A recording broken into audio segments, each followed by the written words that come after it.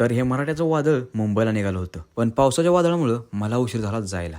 तर गाईज आम्ही गावाला चाललो, ही ह्यांच्या मी आमच्या.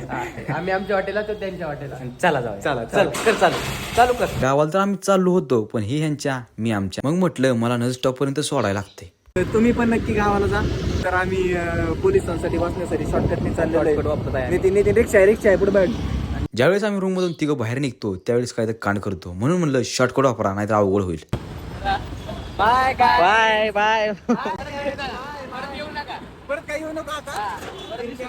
आता यांची दिरली म्हणल्यावर आता मला पण जिरवून घ्यायला लागेल, कारण आपल्याला मेट्रो पकडून सिव्हिल कोर्टला उतरायचंय. मग काय नल स्टॉपवरनं पकडली आणि सिव्हिल कोर्टला येऊन उतरलो. मग तिथून पकडली आणि स्वारगेटला येऊन उतरलो. मेट्रोची हालत तर लोकलपेक्षा बेकार झालती, कारण गर्दीच गर्दी हो. पण आपल्याला काय करायचंय, आपण इथं आलोय मस्तपैकी. आता आपल्याला जायचं बस स्टँडला. बघू शकताय मी निघालो बस स्टँड कडे, कारण आपल्याला बसमध्ये बसायला जाऊन. मग काय गेल्या गेल्या मागं बसायला सीट मिळाली. निवांत असं बसलो बरं का. मग गेल्या गेल्या त्यांनी विचार केला VIP आल्यात लवकर निघायला लागते. मग काय आलो निघून आता, आणि इथंच निवांत असं वारा घेत बसलो होतो. तोपर्यंत पोहोचलो इथं नाश्ता करायला. मग ज्यांना ज्यांना नाश्ता करायला ते नाश्ता करून घेते म्हणलं, आपण नुसतं हॉटेलकडे बघत बसू. आणि तोपर्यंत इथं मराठ्यांचं वादळ दिसलं. ते की वाजवत गाणं काय चाललं होतं बघा.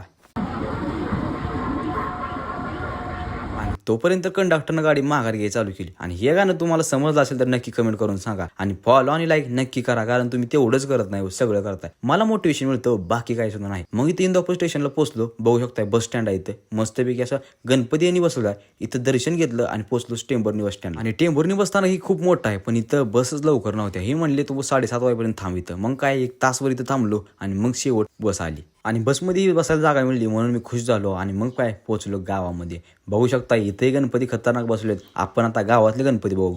चला मग.